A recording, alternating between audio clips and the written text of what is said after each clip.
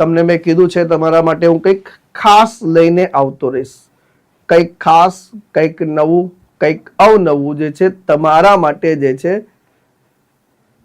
Very good morning. કંઈક ખાસ નવું તમારા માટે લઈને આવતો રહીશ. આજના દિવસ માટે કંઈક ખાસ હું લઈને આવ્યો છું. ગુજરાત પાક્ષિક અને કરંટ અફેર સ્પેશિયલ કેટલાક મહત્વપૂર્ણ મુદ્દાઓ જે તમારે આવનારી પરીક્ષા માટે કમ્પલસરી જે છે તૈયાર હોવા જોઈએ તમારા માટે.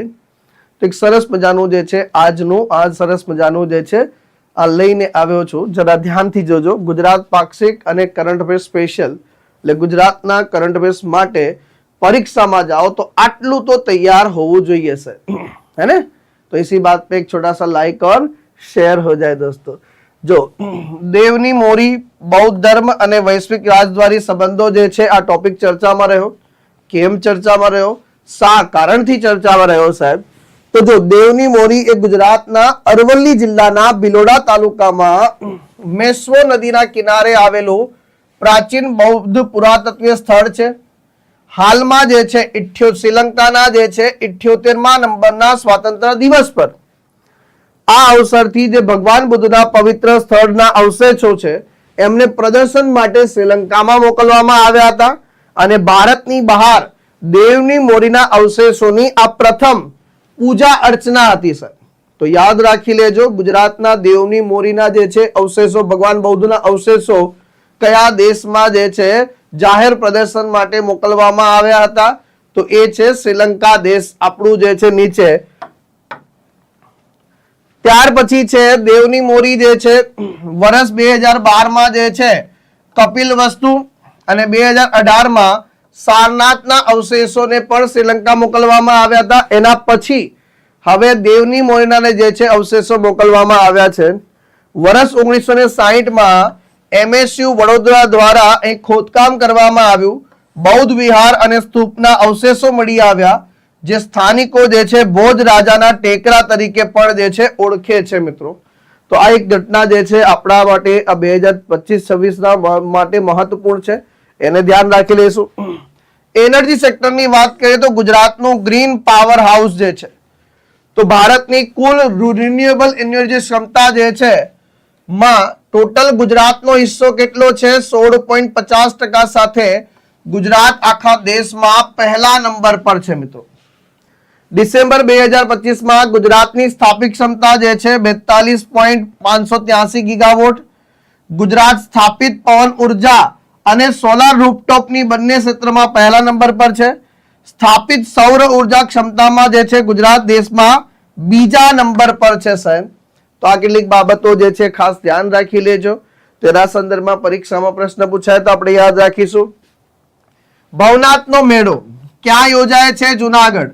વર્ષ 2018માં આને શું જાહેર કરવામાં આવ્યું હતું કે આ મેળાને મિની કુંભનો જે છે દરજ્જો પ્રદાન કરવામાં આવ્યો છે. એટલે 2019 થી જે છે આ મેળાને જે છે મિની કુંભનો દરજ્જો પ્રાપ્ત થઈ ચૂક્યો છે. શિવરાત્રીના દિવસે નીકળતી સાધુઓની રવેડી અને મૂંગી કુંડમાં જે છે સ્થાન આનું મુખ્ય આકર્ષણ છે અને આ વખતે મૃગી કુંડ જે છે બહુ ચર્ચામાં બી રહ્યું. સોશિયલ મીડિયામાં જે છે ભમ ચર્ચાગ્રસ્ત થઈ ગયું સાહેબ આની અંતર્ગત. તો એ પણ જે છે ખાસ ધ્યાન રાખી લેજો આની અંતર્ગત. સાંસ્કૃતિક વારસો, પવન અને પર્વ અને ઉજવણીમાં તો 77મા નંબરનો પ્રજાસત્તાક દિવસ જે છે આ વખતે કઈ જગ્યાએ? તો નવો જિલ્લો એટલે કે 34મો જિલ્લો વાવ થરાદ જિલ્લાના જે છે મલુપર ખાતે કરવામાં આવ્યું હતું સાહેબ. તો આ વખતે જે છે સાહેબ 77મા નંબરના પ્રજાસત્તાક દિવસની ઉજવણી, રાજ્ય કક્ષાની ઉજવણી કયા જિલ્લા ખાતે કરવામાં આવી? તો બનાસકાંઠામાંથી અલગ થયેલો જિલ્લો એટલે કે વાવ થરાદ જિલ્લા ખાતે કરવામાં આવી હતી સાહેબ.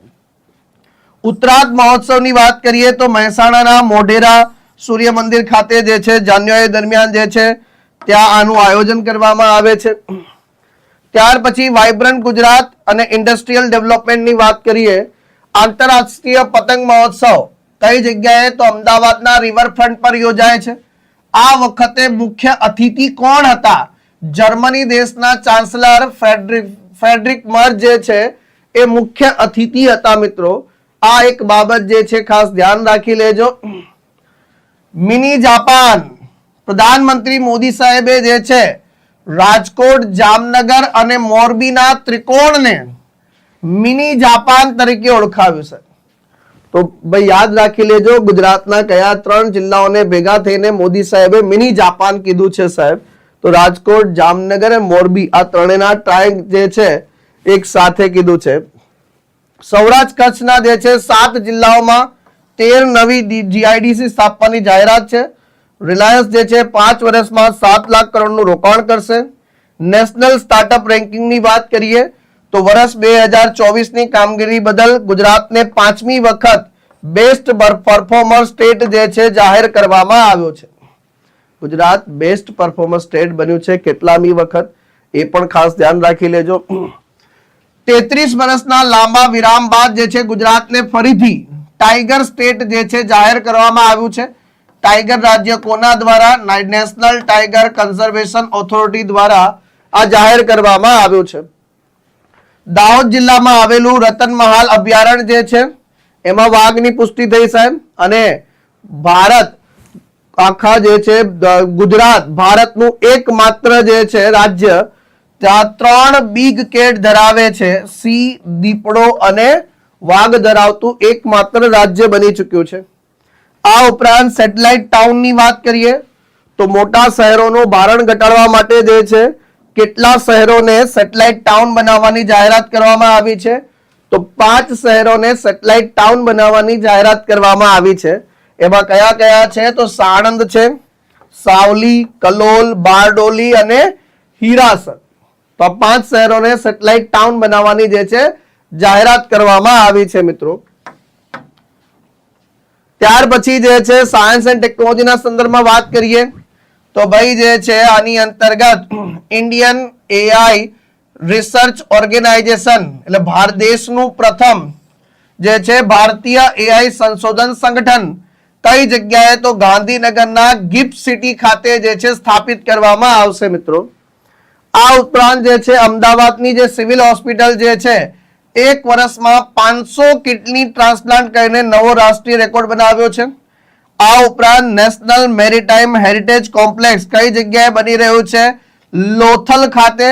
તો એના માટે જે છે ભારત અને નેધરલેન્ડ આ બંને દેશો વચ્ચે જે છે એમઓયુ થયા છે અને આ પણ પાછું ગુજરાતમાં બની રહ્યું છે. તો આને પણ જે છે એમઓયુ જે છે સંપન્ન થયા છે. પછી આપણું અંબાજી માર્બલ છે સાહેબ. તો અંબાજી વ્હાઇટ માર્બલ જે છે સાહેબ, વ્હાઇટ માર્બલ એને તાજેતરમાં શું પ્રદાન કરવામાં આવ્યું છે? જીઆઈ ટેગ જે છે પ્રદાન કરવામાં આવ્યો છે સાહેબ.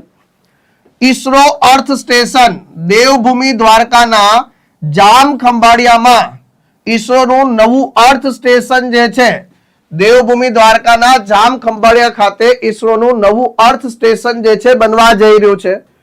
સુરત 70 થી 80 લાખની જે છે વસ્તી ધરાવતું દેશનું પ્રથમ ઝૂંપડપટ્ટી મુક્ત શહેર બનવા જે છે જઈ રહ્યું છે ટૂંક સમયની અંતર્ગત જે છે.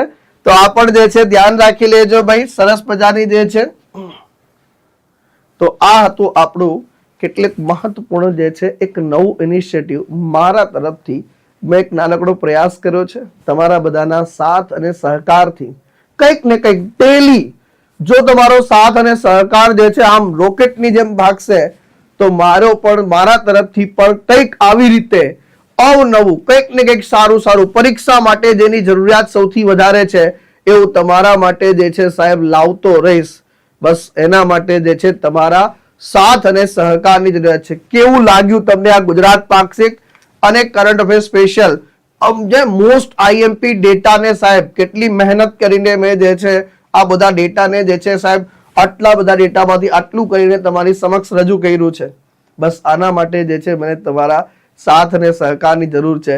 સાથ અને સહકાર એટલે તમારા પૈસા નથી જોઈતા મારે, તમારું લાઈક અને શેર એટલે લેક્ચરને લાઈક કરો અને મેક્સિમમ શેર કરો તો આખા ગુજરાતના જે છે બધા વિદ્યાર્થી મિત્રો સુધી પહોંચે. જો સમજો તમે આ સારી બાબત છે અને કોઈકને તમને જે છે સાહેબ તમે તમારા મિત્ર વર્તુળમાં કોઈને આંગળી ચીંધી દેશો કે ભાઈ તું આ જોઈ લે ભાઈ, અને જો પરીક્ષામાં એના 4-5 માર્ક્સ પાકા થઈ ગયા, એ મેરિટમાં ઊંચો આવી ગયો તો એ દિવસે તમને યાદ કરશે કે થેન્ક યુ માય દોસ્ત, હે ને?